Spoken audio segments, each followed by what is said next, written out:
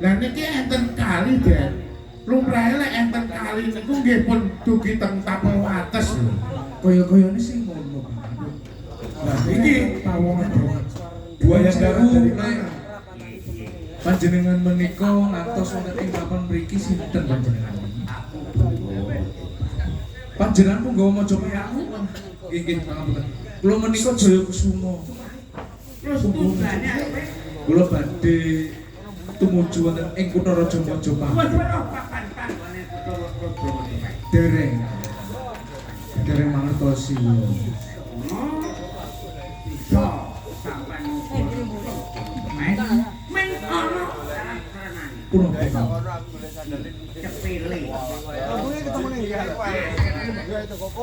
Menika ageman kula saking Poncowarna. Iya cesesan sun lali nono. Aduh tiga tinggalan dulu. nggih, Den. Masuk itu paringke. Lah Cara wong nyanyi bingung ngetutan wis awak seneng enak jan. sampai ini ngeten lho, Den.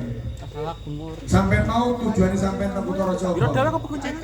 Kepengin mulya. Kepengin lah iki Nanging nggonku Upadi kahanane sekal Poncowarna ki rekoso banget. iki kesempatan, Den. Sampai ini ora. Tidak ada kesempatan yang datang dua kali. Apa kaya ngono? Pun wonten dalan, orang dalam itu Panjenengan ampun kumbil lho, Lek. Nggih. Yen to pun dumugi wonten ing kutha Raja Majapahit, panjenengan paniki malih. Nggih, sumangga panjenengan tampi. Lah, wis masalah kembang sesuk-sesuk digoleki. Ya kusumo sampai kembang tak tompo. Totno laku kumidul. Ayo, sumangga sumangga. Ayo, Mas.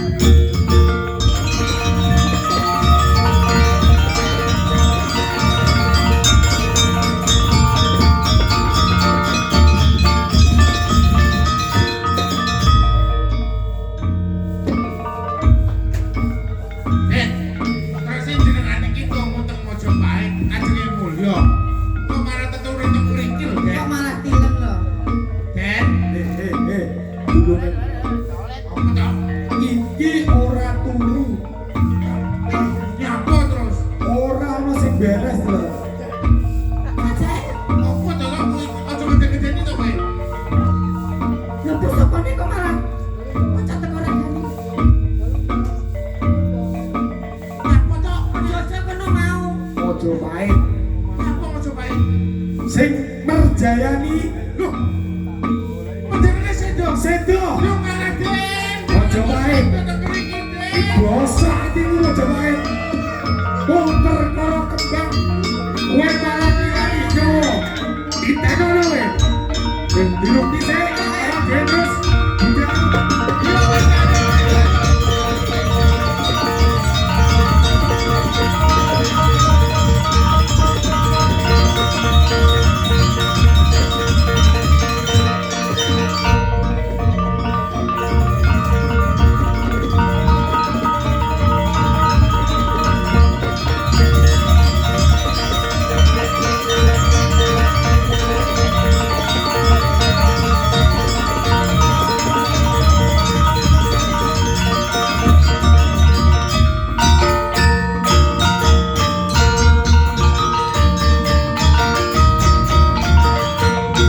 Aku ngomong-ngomong.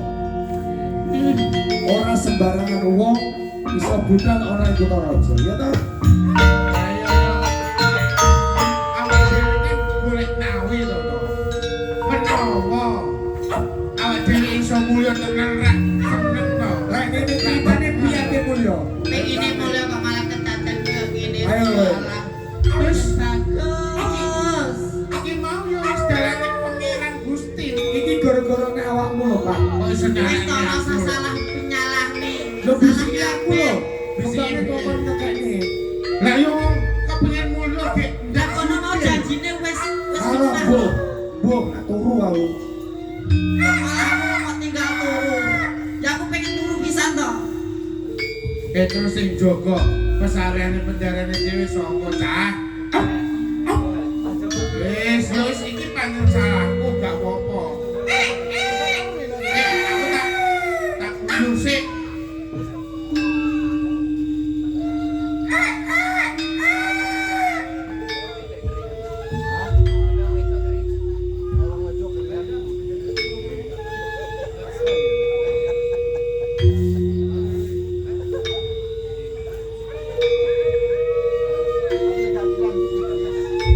Hei, siapa kuwi? Hei, maling. Tok. Kowe iki aja turu wae to kowe iki. Oh, ngantuk. Dilontokin. Lho, iki lho. Cangkeme jaya mulyane rene. Wong, Sopo sing maling? hah? Sopo sing maling? Wong e padha karo mau. Majapahit neh. Majapahit neh. Oh, keparat. Ayo.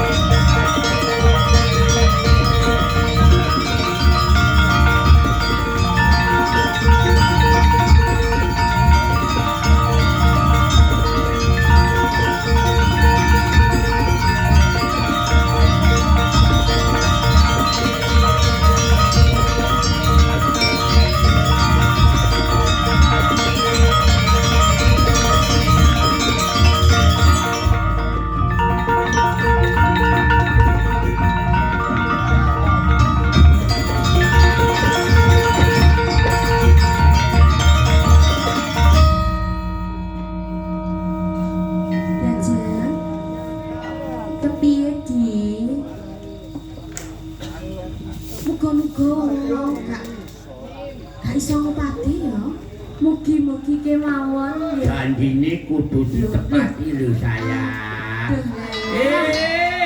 Jalukamu wis gak gawa. Ayo. Piye Kang Mbok? Ngarep kondo yen nyuwun kembang sak cangkoke. Wadon wis kinasilan wis gelem tak lagi. Iki kenyataan. Ya, aku ora gelem ngapusi. Ya grene nek ngono. Janji lho ya. Janji aku ora ngapusi kan wae. Jadi paling kewe ya. Tak tampa lho.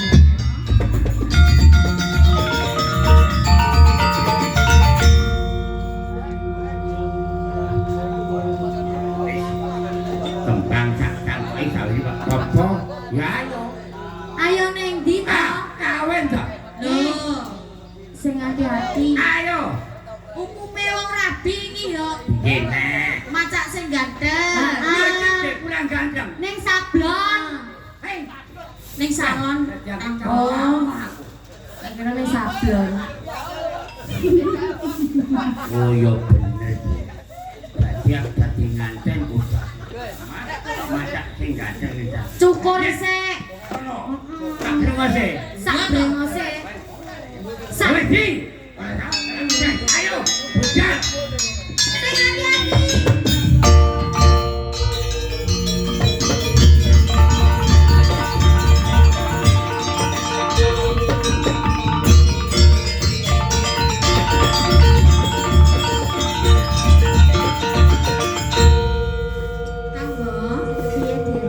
Sakwise wujude kang kok wijaya mulya, ugi kembang panca warna wis tak ageng. Ayo disawijake.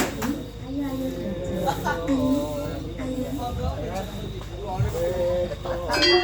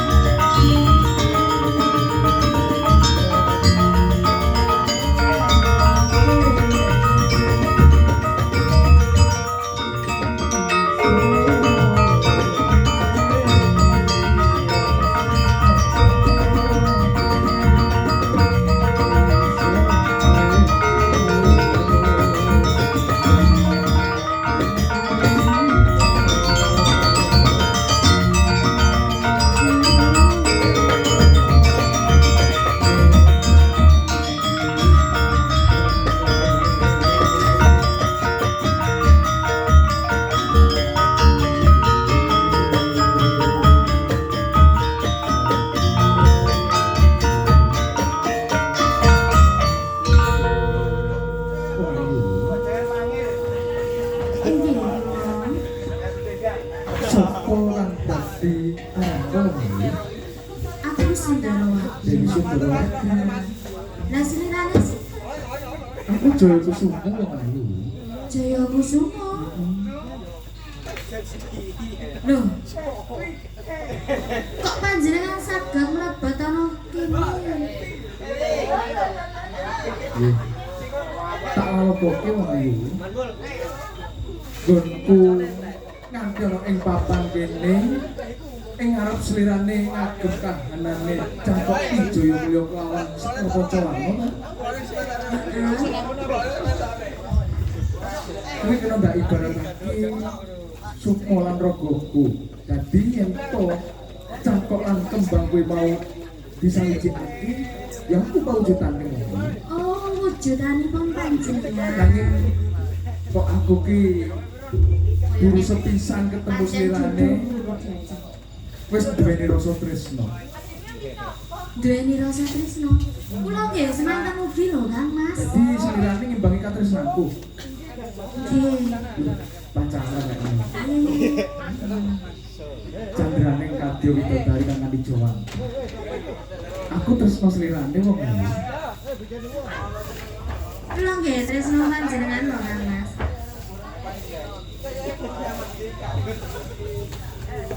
Yen mangkono, ayo melu aku tatap coba ketemu Kang Mas. Ayo. Ayo Kang Mas.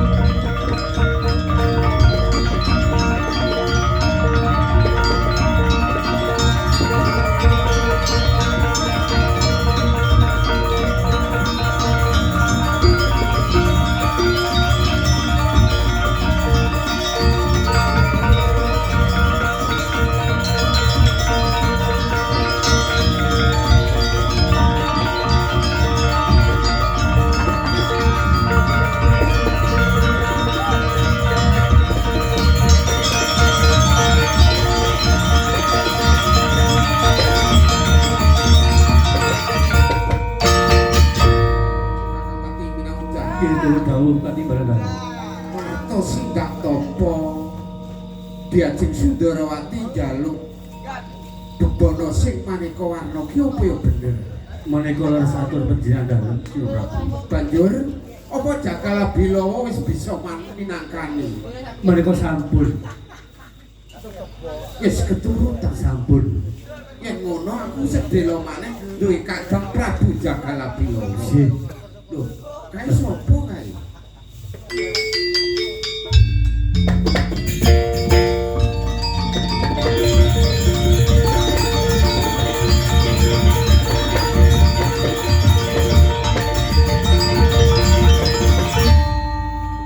Diajeng Sundarawati. Inggih kula Mas. Apa ya bener? Apa sing mbok jaluk wis bisa kapinangkan Diajeng? Sampun. Banjur bocah lanang sapa?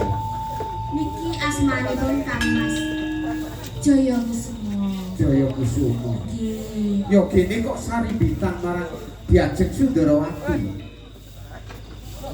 Nggih niki katresnan kula lho Kang. Lho. Kowe iki piye to Diajeng? Kamangka Jagala Bilawa kuwi wis bisa pinangkani apa sing mbok jaluk. Kamangka lho Diajeng. Kasektening Prabu Jagala Bilawa, prajurit Majapahit ora bisa mambek. Mengko yen to ana ora trimaning Prabu Jagala Bilawa kapiye Diajeng? Kula wau nak nyuwun bebono to Kang Mas. Wujude kembang Pancawarna uga cangkok Wijaya Mulya. Nggih niki wau pun kula sawijikake wujudipun Kang Mas Jaya Kusuma. Bocah lanang kuwi Nggih. bagus. Ijin kula dawuh sinuwun. Apa ya bener jeneng Wijaya Kusuma? Menika leres. Sing diaturake marang kadangku Menika mboten lepat sinuwun. lara-larae kapiye kok kowe bisa sarimbitan karo kadangku Sundarawati. Ing sekawit Diajeng Sundarawati punika ngagem pawujudanipun cangkok Wijaya Mulya kaliyan Sekar Pancawarna. Lajeng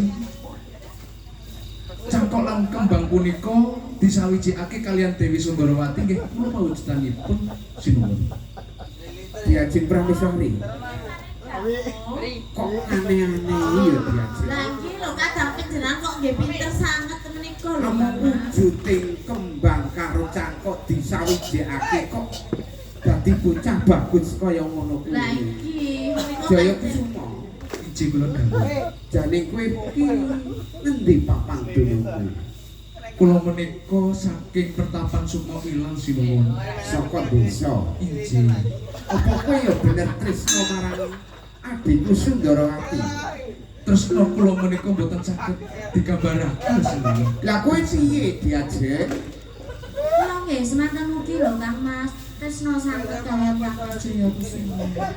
Yen to pancen sira wis padha tresna anusani, kalungguhan iki bakal tak dhawuhake.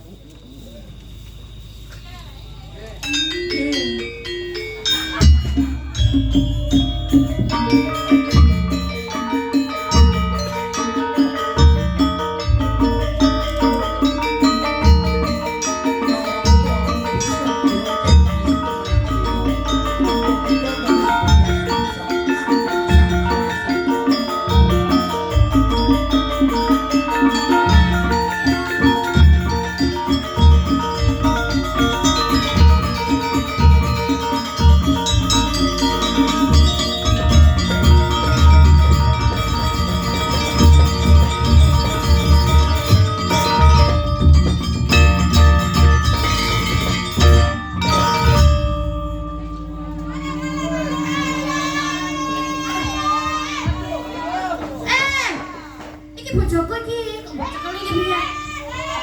Aku rong malam pertama.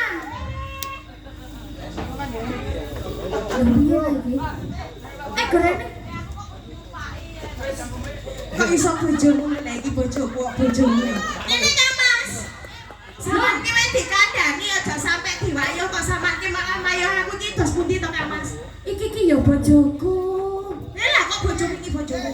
Iki bojoku saksine kabeh kae lho. Lah kok saksine kabeh lah iki para ngadaku ya dadi seksi wis nyawiji ana ing jiwa ragane Jaya Kusuma. Kang Mas. Piye to Kang Mas? Sik. Kang Mas rene to Kang Mas. Iki bojoku. Iki ya bojoku. Lah kok iso bojomu iki lho bojoku. Jaya Kusuma. Kang Mas. Nggih kula dawuh sinuwun. Aku bingung to ngrasake kowe iki. Banjur bocah wadon kuwi sapa?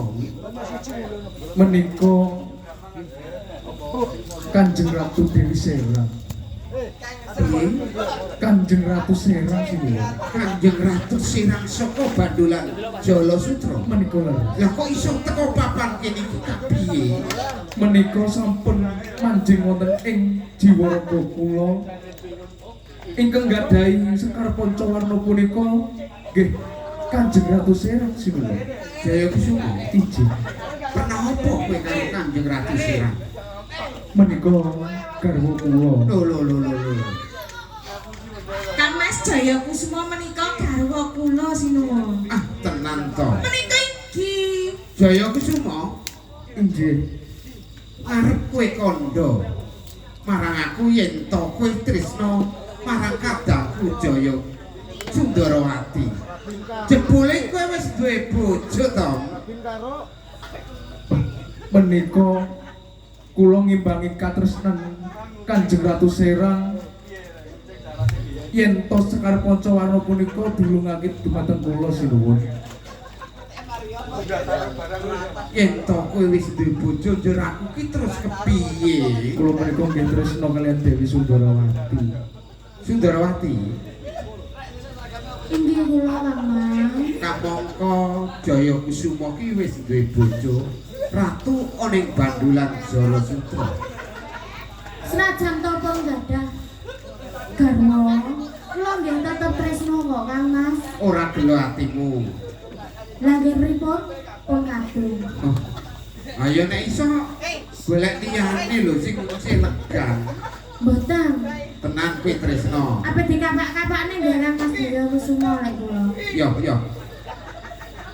Pun Kakang wis dodo pancen wong tresna ki abot sanggane dikaya ngapa yen to wong tresna ki senajan wis duwe bojo bakal dilakoni. Jaya Kusuma, Inggih sinuwun. sanening sira garwane Ratu Sirat saking Bandulan Jarasutra uga pernah kadang mantuku kabeh kuwi mau mung gara-gara lelakon tumurune kembang Jaya